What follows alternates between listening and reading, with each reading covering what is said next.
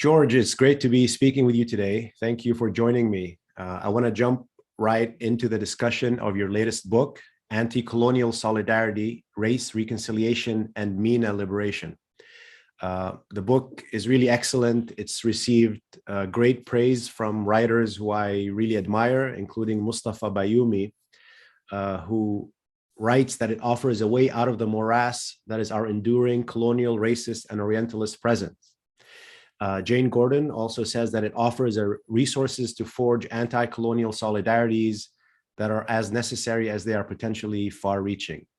So it's really great praise from the audience of political philosophy and writers who write about these issues. But myself, I'm not someone who's well-versed in political philosophy or don't read it as much. And it's such a wide-ranging book that I found it really compelling and wide-ranging. You bring together and you weave so many different topics, from the status of Middle Easterners in the US to race and racism, to call-out culture, to questions of peace and conflict, the uses of mythology, as well as discussions of Rojava and Cyprus as models of reconciliation and liberation.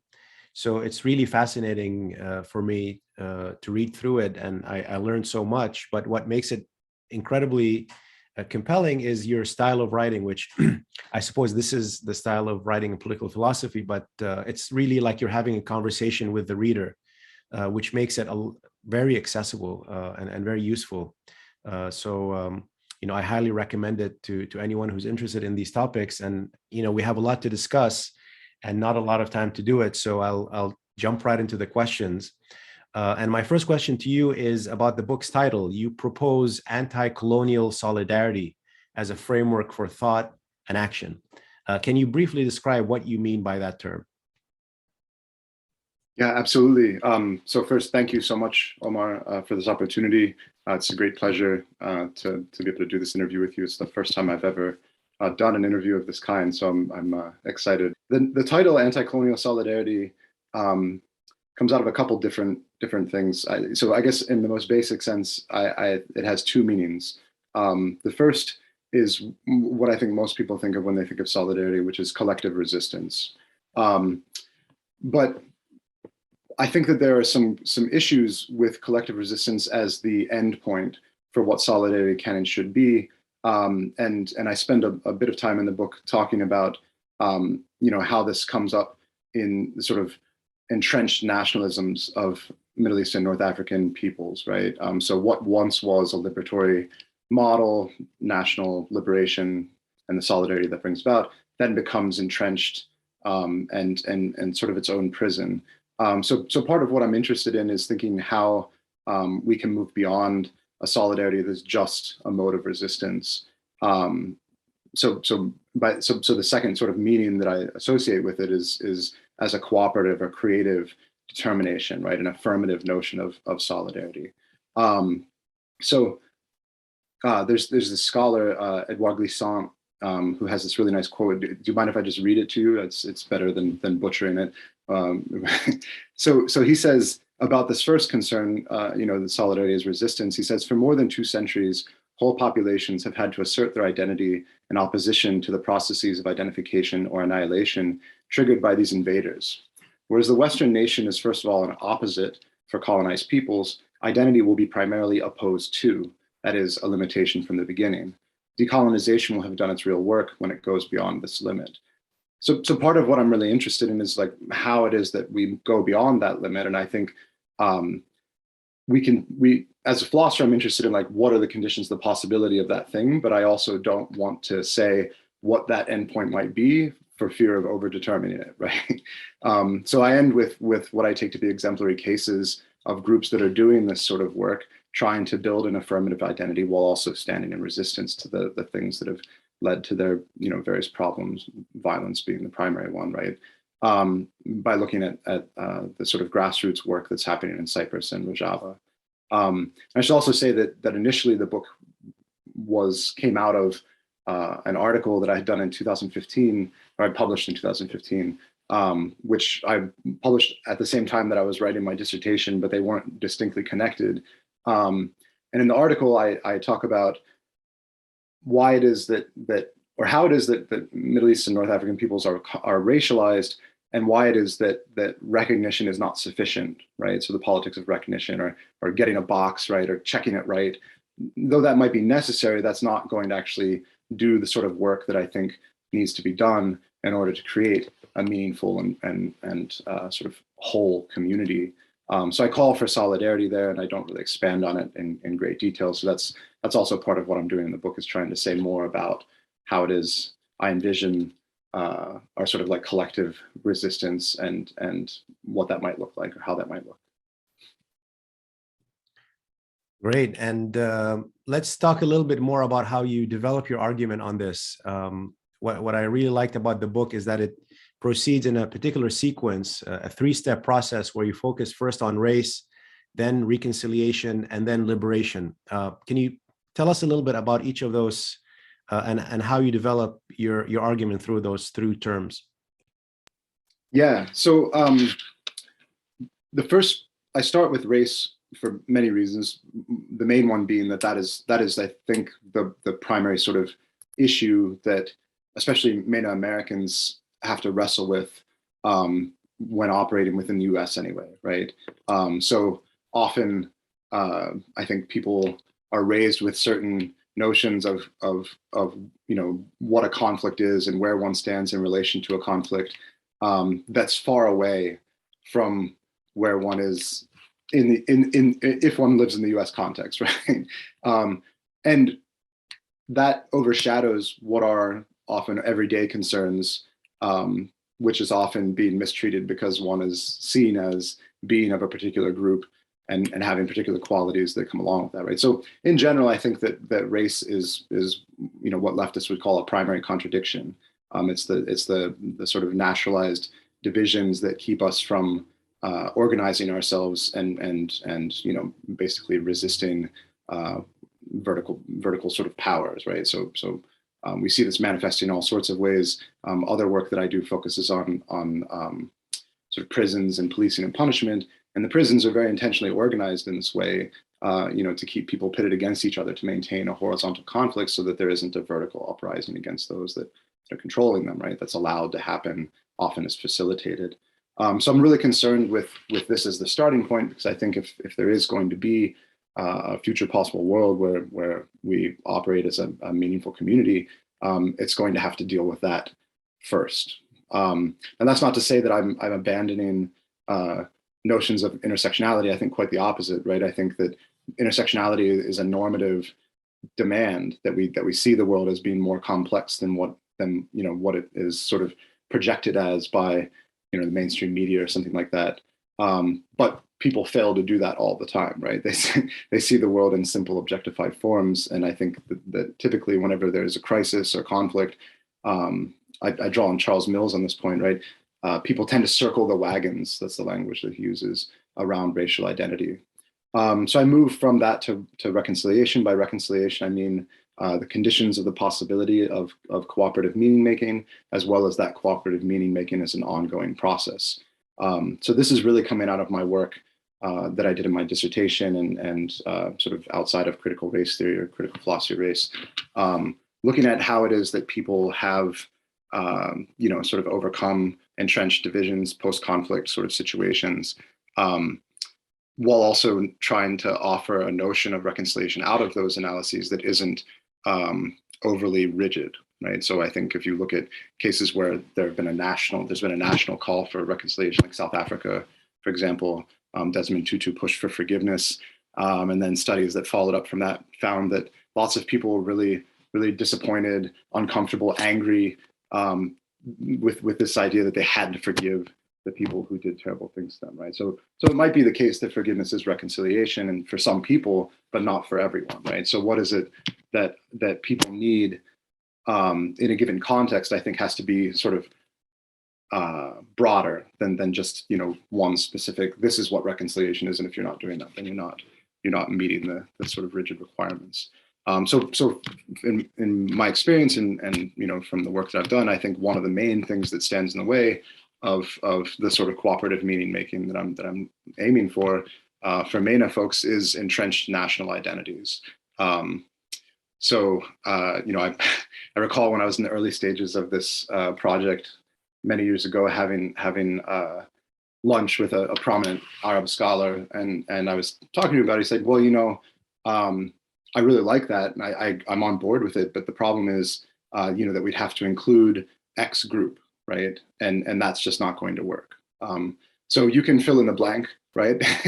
if anyone knows anything about Mena politics, right, or the history of the formation of what we now call the Mena world, part of that is rooted in this sort of naturalized enemy other. So, you can insert the Turk, the Israeli, right, the Kurd, the Persian, right? Every sort of ethnic group, nationalist ethnic group anyway, has its naturalized enemy other, and that prevents the sort of coordination that I'm talking about. So then I look at how it is that people have sort of worked past those entrenched divisions, and I think the sort of main one of the main ways that people have succeeded in that is by actually engaging in face-to-face encounters and working on projects, not always projects that are directly related to whatever it is that they see as dividing them. So in the case of Cyprus, for example, people from both sides of the divide came together and talked about how they could have a common water source and how that water would be distributed to the peoples in the various communities on the island, right? So not directly related to the conflict, but through this sort of work, they build relationships that allows them to then eventually address the conflict as such. And this is where I get to the endpoint of liberation, which I take to be liberation is freedom from domination, and I contrast that with a notion of freedom as a sort of European modern notion of sociopathic individualism or narcissistic individualism, right? That's not, that notion of freedom as like the John Stuart Mill character is not what I'm advocating. I'm advocating for sort of community collective determination. I think some people sometimes use the language of self-determination, but I prefer the language of collective determination and what that might bring about. So, no, it's really fascinating, and I think the argument makes sense theoretically, but it also, to me, reads almost like this is not necessarily what you intended it to, but almost like a political program that is useful for activists, I think, and people here really engage in the struggle of first diagnosing our present condition. How do you understand the conditions of our oppression? How do we, have tools for really sort of thinking about it? And then, what does the process look like? Right, this process of coming together, overcoming our divisions, and then finally, what does the end goal look like? And I really think that it works pedagogically that way in really fascinating ways. I want to turn to what I think is a key audience that you articulate as a key audience that you hope would sort of engage with this book, and you alluded to this in your discussion, the MENA Americans, and you have a very thoughtful discussion at various points about why you chose MENA as opposed to Arab, as opposed to other markers of ethnicity. And it's really, this is not something we have to get into now, but I think for those who are like me, who are always grappling with these questions of what do you call this region? What do you call the people who trace their heritage to it in an inclusive way, but at the same time, recognizing that any grouping is a construct, and MENA in particular, you recognize is a sort of a colonial construct, but one that we can think through and in various ways think together, I guess, about. But I have a two sort of part question about the thing that you alluded to, which is that the MENA diaspora carry colonial divisions outside of the MENA context, while simultaneously being confronted with new and more immediate violent domination through the primary colonial powers of Western Eurasia and the US. And I think that's a really powerful statement, and a lot to think through there. But I have a two-part question based on this. First, the book discusses at length the questions of racism against the MENA peoples. And you discuss in chapter 1 of the book that neither xenophobia or Islamophobia are fully satisfactory descriptions to capture the experiences of the MENA peoples in the US. And I found that really fascinating. Can you tell me what makes you say that? That's the first question. Tell us a little bit about why they're inadequate. And second, I'd like to know more about what drove you to want to address the MENA audience, what problematic divisions or obstacles do you refer to? You alluded to some of them, but what other ones in your experience need to be overcome? Yeah, great. Thank you so much. So most of the argument that I make about sort of which concept I think is the best fit happens in the first chapter. And I largely made this argument in response to pushback that I received from friends and interlocutors about using the language of race, right? So in the US context, especially, when people think about race, they think about it according to a black-white binary. So people who fall in between, right? Non-white persons of color, non-white, non-black persons of color, right? End up having to grapple and situate themselves in relation to that framework. And it often ends up reducing, I think, the experiences of those persons who fall in between in problematic ways, right? So the folks that I'm addressing in the chapter, who call for, talking about xenophobia or Islamophobia, I think are trying to offer, more language to make sense of that sort of in-between status, right? So when we talk about racism against East Asians, for example, often that conversation will have to have some sort of critique of xenophobia in there as well. But I'm also pushing back against these folks on that argument. It would be David Kim and Ron Sundstrom, good friends of mine who I argue with in the chapter, that, that might be true, that these other sort of phenomena sort of intertwine with racism and co-function with racism, but they're not sufficient for describing the experiences, right? And I offer a sort of range of arguments for why that's so. So I'll start with Islamophobia, why I think Islamophobia is not sufficient. And I offer a couple of different reasons for it, right? One is as a historical reasoning. I think that there are historical reasons for why we ought to call racism against Mena people racism rather than Islamophobia or xenophobia. And I think there are moral reasons. And specifically, I think that calling something racist or talking about racism has greater moral force than talking about it in terms of xenophobia or Islamophobia. So those are two sort of strands of argumentation I take.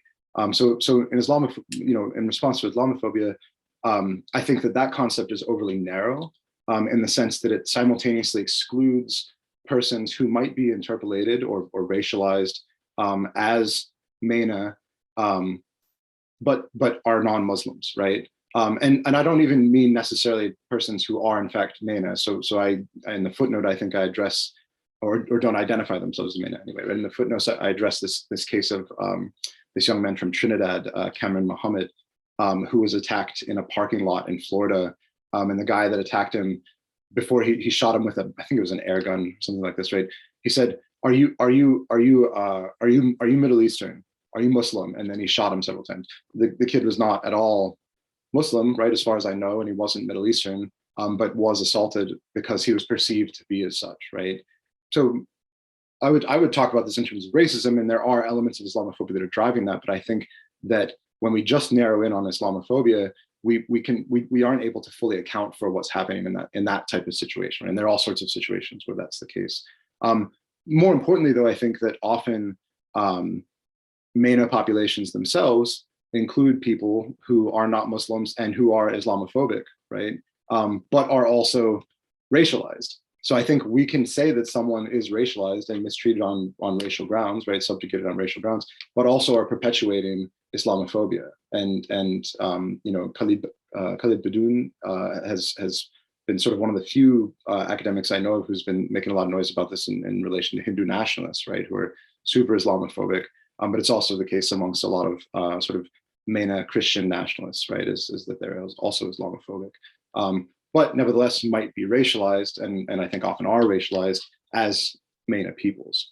So those are the sort of two general arguments that I make in response to this, appeal to Islamophobia. In response to xenophobia, I think that concept goes the other direction, right? It's overly broad. So I think from the perspective of the sort of nationalists, right, the right-leaning Machiavellian type, they don't see anything wrong with xenophobia, right? From the perspective of the right-wing actor, it's perfectly acceptable to be concerned with and careful with strangers entering your home, right? That's the sort of language that they're going to use. So there's no appeal there. But then also, when you look at how it is that xenophobia operates, I use the example of a German immigrant coming to the United States. Maybe in the first sort of generation, the person who came directly from Germany experienced xenophobia, right? Because they had an accent and they were clearly didn't grow up in the US context. But their children, insofar as they have children, probably didn't experience this sort of thing, right? They were easy. It was easy for them to just blend in and become one of the nation, right? But there are plenty of people who are coming from non-Western European spaces who have been here for multiple generations and still are sort of pointed out as if they're perpetual foreigners, right? And I want to say, well, the reason that's happening isn't because of xenophobia, it's because of racism, right? These folks are, for all intents and purposes, part of the so-called nation in the sort of civic nationalist sense, right? They participate, they pay taxes, they could be conscribed if we still had a draft. But they stand out as if they're not, right? So xenophobia might be a part of what's going on there, but it doesn't tell the full story. And I think that racism, or the language of race and racism, tells a better story. And also, more importantly, I think that, again, it's just more morally forceful. And this is part of the reason that a lot of right-wing groups, I start that chapter out by talking about this police union that uses the language of race and racism to try to talk about what it is that police experience. They talk about blue racism. And I think that's kind of nonsensical, but I also think that the reason they appeal to that is because they know that language has moral force. And they're not going to appeal to some other sort of objectified form that's been condemned publicly. They're not going to say that blue lives are experiencing sexism or something like that, right? That's not to say that these things shouldn't have moral force. I'm just saying in the landscape of public condemnation and ethics, right, or sort of trying to call out or call in people, it's unlikely that folks will be moved. But I think when you call someone racist, right, they don't like that. People don't like that. So there's I guess it's a pragmatic argument as well. Yeah. Great. And then we discussed some of the divisions that we have inside this MENA American audience as well, that I think really need to be overcome. That you mentioned, their ethnic, religious, class is a big division marker, I think, and I think it's also important to grapple with. You're right. A lot of them, I mean, you cite the works of Sarah Gualtieri and Nadine Naber about how the early migrants wanted to be white, like the Germans and like Irish, particularly Irish and Italians, who I guess the first waves were discriminated against, but then eventually they were incorporated into the white American culture. But various forces, including US imperialism as well, prevented Arab Americans from ever becoming white. And of course, you had the question of Palestine and many other factors as well. So I think there's really an interesting connection with that literature there as well in your book. I want to move to the next question, which connects to this issue about Orientalism today in public discourse, in the media. There's a lot of discussion within this literature about, is it the same type of Orientalism that Edward Said spoke about? Is there a new forms of Orientalism? And I think, you touch on some of these questions in some ways, but can you tell us a little bit about how can we understand Orientalism today, and also, like, what do you think people should know about or understand about the MENA racial identity? Okay, yeah. So I understand myself as extending Said's work, but I'm not a purist by any means, right? So I think that for Said, Orientalism emerged as a discourse in like the 18th and 19th century, and that's largely what he's talking about. But for me, I think that the Orientalist attitude came much earlier than that, and drove the emergence of that discourse. And I think that I mentioned this very quickly in my previous comment, but this is part of the historical argument, right? I want to say that racism and Orientalism sort of emerged at the same time in the moment of the Reconquista in what is now Spain, when the Sephardic Jewish population and the Moors, and presumably anybody who wasn't Catholic, were ousted or given or told to convert. many scholars of race, philosophers of race, point to this moment as the sort of the starting point of, or the proto moment where race began to emerge, without reflecting on the fact that it emerged in response to what we would think of now as Mena populations, right? So I think that there's a much longer history to Orientalism than what Said gives us. And I think that its contemporary manifestations, he touches on some of them. And this is the thing about Said, right, is that he says a lot. There's so much going on in his work.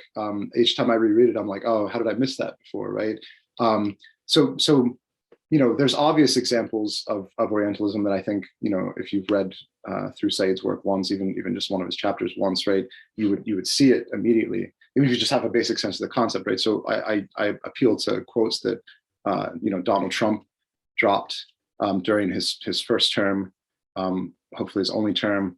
You know, the first chapter opens up with a tweet that he released into the world in response to the migrant caravan, right? He said, Middle Easterners and other criminals are coming to the border, right? So trying to stoke fear in order to mobilize violence by appealing to this ambiguous, amorphous threat thing that has a whole background discourse already in place that he can appeal to in order to mobilize those concepts, right? Later on, when he was talking about the Israel United Arab Emirates deal, he talked about let me find the quote for you. Sorry, I have to just read it. It's so ridiculous. But he said, after brokering the deal, right? This is his whole thing. He's the deal maker. He says, quote, "And this is peace in the Middle East without blood all over the sand. I say it right now. It's been blood all over the sand for decades and decades and decades. That's all they do is they fight and kill people, and nobody gets anything." End quote. Right. So there's like very overt and shameless you know, Orientalism that just happens all the time. More recently, this woman on CNN was saying, you know, it's one thing for sarin gas to be used in Syria, but it's another thing for sarin gas to be used against Europeans in Europe, right? So you know, I mean, really, if you just do a basic critical discourse analysis, you will find it everywhere. But I also think that it occurs in more subtle ways, especially in the academy, right? So what we think of as you know, the classics, or the sort of tradition of the Western modern project is itself an Orientalist project. So I spent a lot of time in chapter 4 talking about this, how you know, especially for philosophers, the appropriation of the Greeks and the production of the Greeks as this like sort of whitewashed thing is also a form of Orientalism.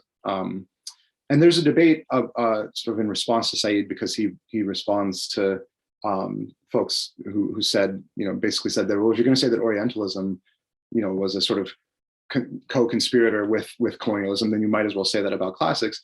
And he rejects that. But then when you read other things that he said, it suggests that he you know, he didn't really expand on that. So I try to make sense of what he's saying there, and I think ultimately, like, you know, he would align with the sort of Martin Bernal folks, that sort of tradition, saying, look, there was a clear whitewashing that occurred here. And then, you know, if you could just read work by folks like Peter Park, or just read Hegel's history, right? I mean, he very explicitly says, like, anything that came prior to like Athens doesn't count as rational thought, right? And he's saying this at the time that the former Ottoman Empire was being dismantled by Western forces, right? So it's not coincidental.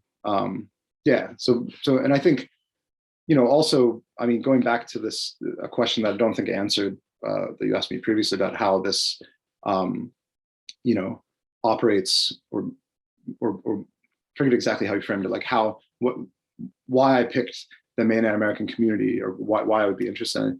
I mean, for my own personal reasons, but also from just, you know, seeing this happen over and over again, people thinking that there's, you know, seeing what is, I think, a connection, and then finding out that the person that they see a connection in is of a particular type, right? And then saying, I can't, you know, sort of just fundamentally rejecting it.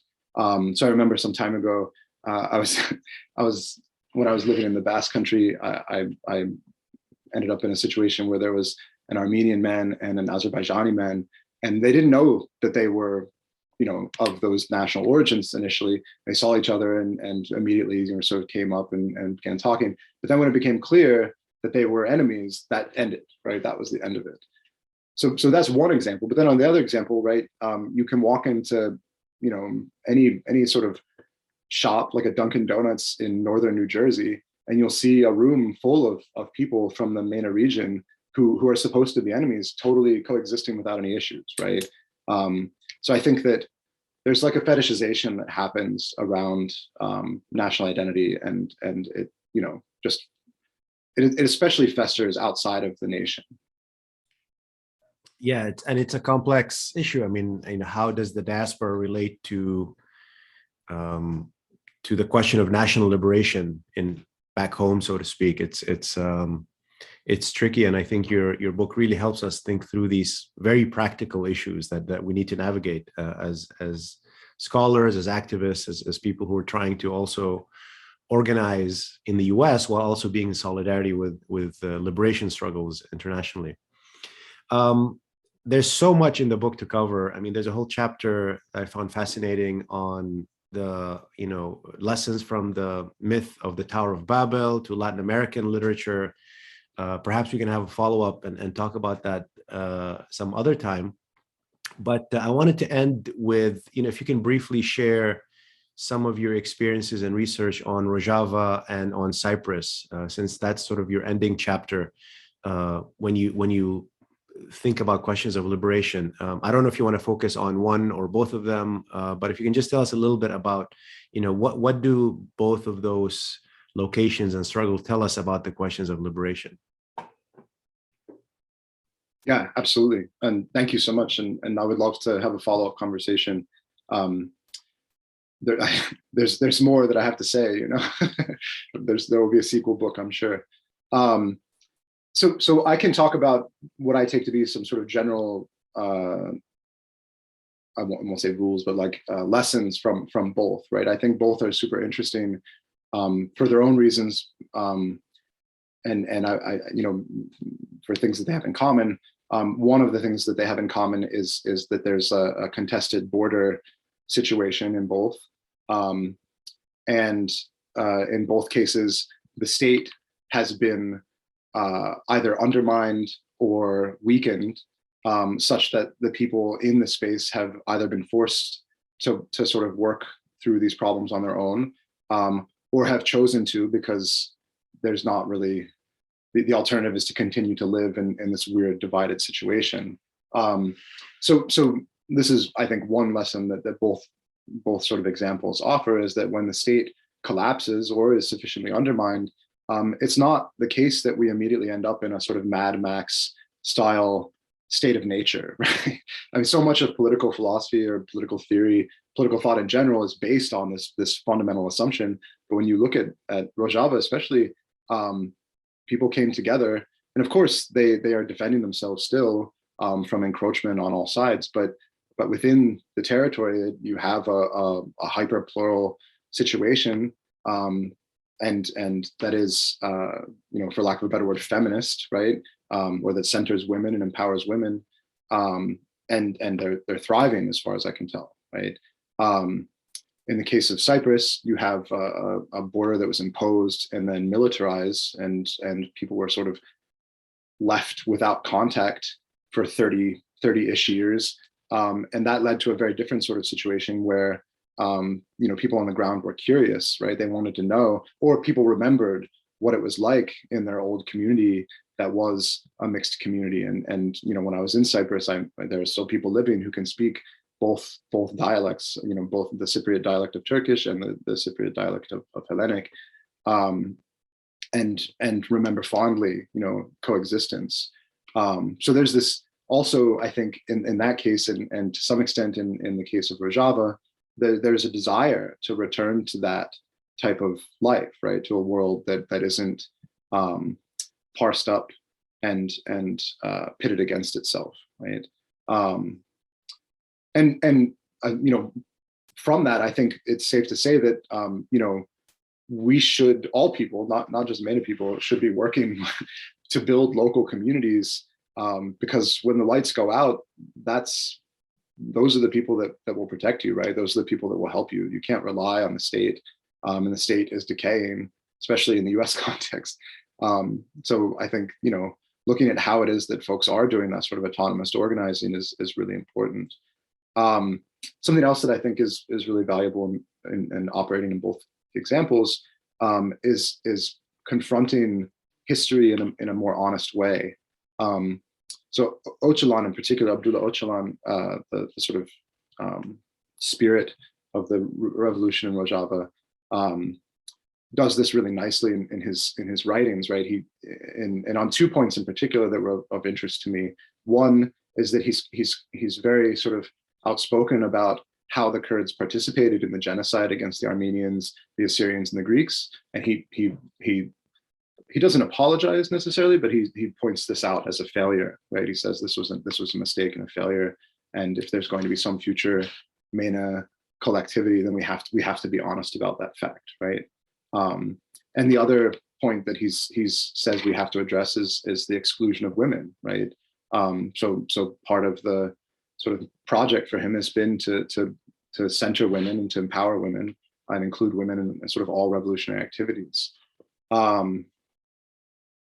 Yeah, and I guess beyond all of that, coming back to a point that I made previously and that I think comes up over and over again in the book, is that this sort of work doesn't happen over Twitter, right? It happens in face-to-face interactions. It happens when people work together on real projects in the real world. And you know, that in of itself is it seems so simple, but you know, here we are, you know, talking to each other through a screen, and that's many people now, right? Which isn't to say that you can't make meaning this way, but I think that especially for people that find themselves abandoned or who find themselves in conflict, it's easy to retreat back into a sort of entrenched situation, right? And to put up walls, and sometimes it's necessary, right? But the way out of that is the opposite. I think it is the face-to-face that will bring us back to life. Yes, and on that note, I wanted to end and thank you in the hopes of us being able to discuss this in person, also with another audience as well, and I hope we can do that soon, or else have you back and you know, talk about the book and your other projects some more. Thank you so much, George. You're really given us a lot to think about. A condensed version of the book, but I really encourage everyone to buy it and read it. We'll have a full description and link in the description section in the video. So please check it out. And thanks so much, George. Thank you so much.